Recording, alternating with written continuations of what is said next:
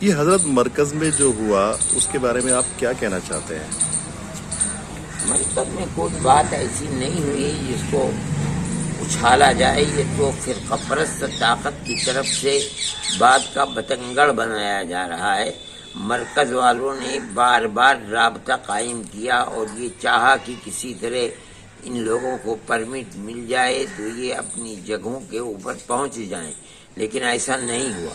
یہاں تک کہ پرائم منسٹر نے جب لاک ڈاؤن کیا تو یہ کہہ دیا کہ جو جہاں ہیں ان کو وہیں رہنا چاہیے. ان لوگوں نے اپنے مرکز کے اندر رکھا تو مرکز کے اندر تو ہمیشہ ہزاروں آدمی رہتے ہیں، جس کے اندر غیر ملکی بھی تھے اور ملکی لوگ بھی تھے. اب اس کے بعد اس چیز کا پھیل جانا ہے، یہ تو ایک عجیب و غریب سی چیز ہے.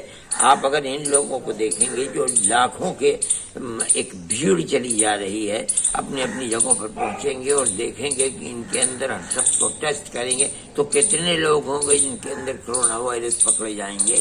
اسی طرح سے یہاں بھی ہوا ہے. تو مطلب آپ مانتے ہیں کہ مرکز نے حضرت کوئی کوتاہی نہیں کی؟ نہیں، مرکز نے کوئی کوتاہی نہیں کی. مرکز تو بار بار اطلاع دیتا رہا اور یہ چاہتا رہا کہ اجازت ملے تو ان لوگوں کو اپنی جگہوں پر پہنچایا جائے. یہ کوئی مرکز کی غلطی نہیں ہے. اگر نہیں دیا گیا تو جن لوگوں کو اجازت دینی چاہیے تھی ان کی غلطی کہ انہوں نے کیوں نہیں اجازت دی.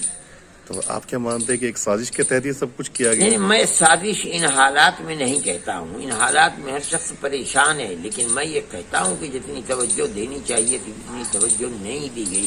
اور میں یہ بھی جانتا ہوں کہ اسرائیل اور ملکوں کے پھنسے ہوئے لوگ جو یہاں پر سینکڑوں کی تعداد میں تھے، میری معلومات یہ ہیں کہ گورنمنٹ سے انہوں نے کہا اور گورنمنٹ نے ایئر انڈیا کی فلائٹوں کا انتظام کیا ہے لاک ڈاؤن کے بعد اور ان کو ان کے ملکوں کے اندر پہنچایا گیا، لیکن مسلمانوں کو نہیں کیا گیا، نہیں پہنچایا گیا.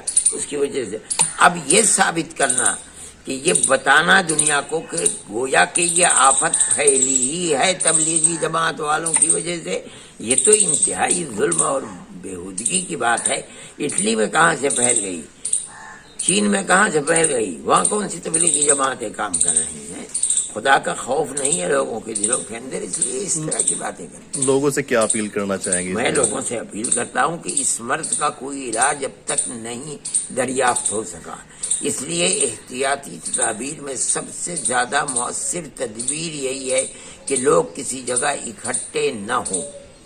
میں مسلمانوں سے بھی کہوں گا، ہندوؤں سے بھی کہوں گا کہ اس طرح کے واقعات نہ ہونے چاہیے. جو کچھ ہوا اجودھیا کے اندر اور مہنت لوگ جمع ہوئے، میں سمجھتا ہوں کہ وہ بھی لاک ڈاؤن کے خلاف تھا. جو ہوا کرناٹک کے اندر کہ چیف منسٹر شادی میں جا کر گئے کہ MLC کے یہاں شریک ہوئے، میں سمجھتا ہوں وہ بھی نہیں ہونا چاہیے تھا. اگر ان کے خلاف وارنٹ ہے تو کیا کس نے اپنی ماں کا دودھ پیا کہ ان کے خلاف بھی وارنٹ کرے؟ لیکن یہ ہے کہ ان بیچاروں کے پاس کوئی چیز نہیں تھی، اس لیے ان کے خلاف وارنٹ چلا گیا، ان کو کوئی پوچھنے والا بھی نہیں ہے.